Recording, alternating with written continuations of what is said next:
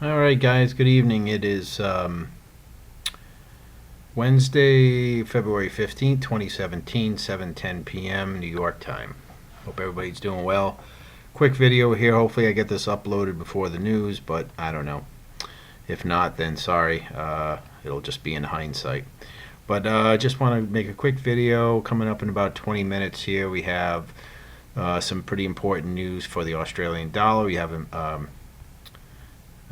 whoops, I don't know why that just did that. We have employment change and unemployment rate, and they are expecting a worse than expected, a worse showing than last time of 9.7 thousand or 9,700 jobs created versus a previous reading of 13,500. They expect the unemployment rate to stay the same. So expecting, probably a worse showing than expected, or versus last time. The unemployment rate has stayed the same. The last two readings, if we go back a little further, we can see that it did tick up last time. It went from 5.7 to 5.8 on the actual after, and you can see it's kind of slowly ticked up here from September of last year.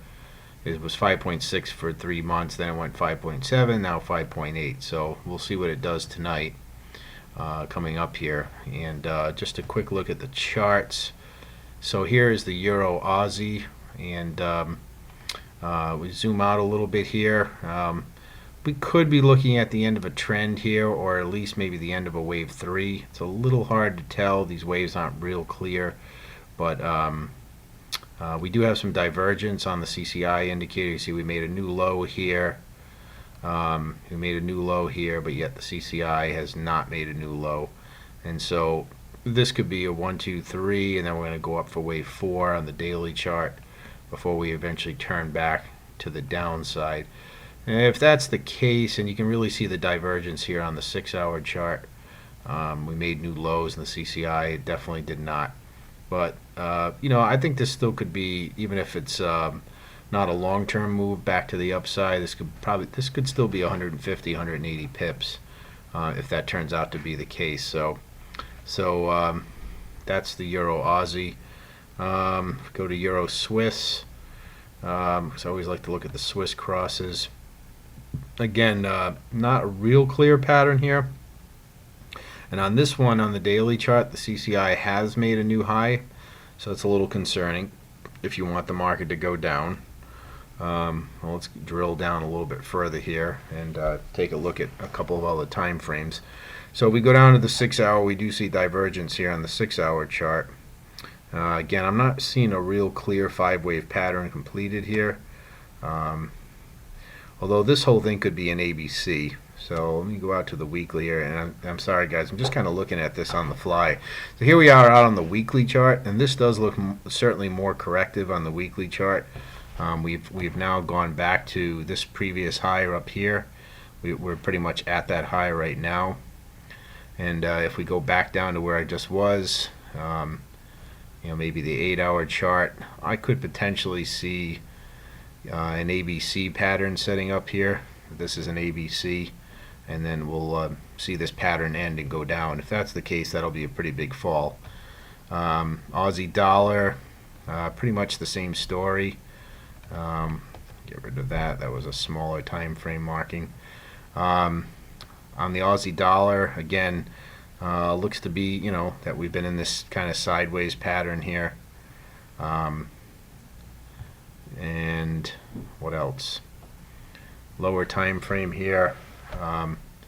Again, it's not really clear, but I am seeing a lot of divergence here, and so this does kind of concern me that the Aussie will fall on this news. So I guess one more, we could look at the pound Aussie, although I'm not really into trading these pound pairs lately. But yeah, I mean, if you look at the pound Aussie, same thing. Here we are on the hourly chart. Again, we've made a new low here. The CCI has not tracked. There certainly is divergence here, and you can see I did have some arrows drawn here. I don't know what this one is down here, but you can see this one I had here, which I was a little premature on this, but that we would see the pound fall again and then eventually recover back. And so I don't know what time frame I originally put this on, so we'll just get rid of it now because it doesn't matter at this point. So yeah, so I mean, here on the daily chart, yeah, maybe the 12-hour, I mean, you could see a 1, 2, 3, 4, 5 setting up here.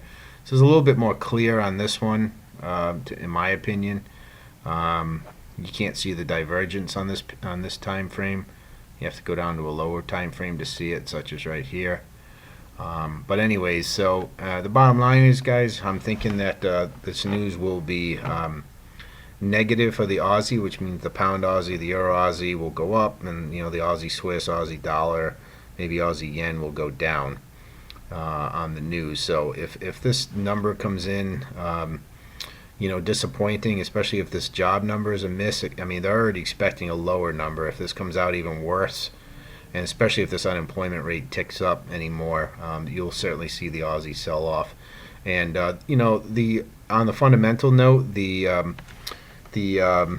Australian, the Royal Bank of Australia has expressed concerns about their economy. Still, even though the Aussie has been just chugging up higher for really many weeks now, they've expressed a lot of concern about that, and that the underpinnings maybe are still not that great, and that there could still be another rate cut down the road. So if this unemployment number comes in worse, then that certainly could support their theory and cause traders to be really concerned about that. So anyways, guys, I'm sorry this video probably won't make it uploaded before the news comes out, but you can watch it in hindsight, certainly. Not that you shouldn't be making any trading decisions on anything I say anyway, so it really doesn't matter.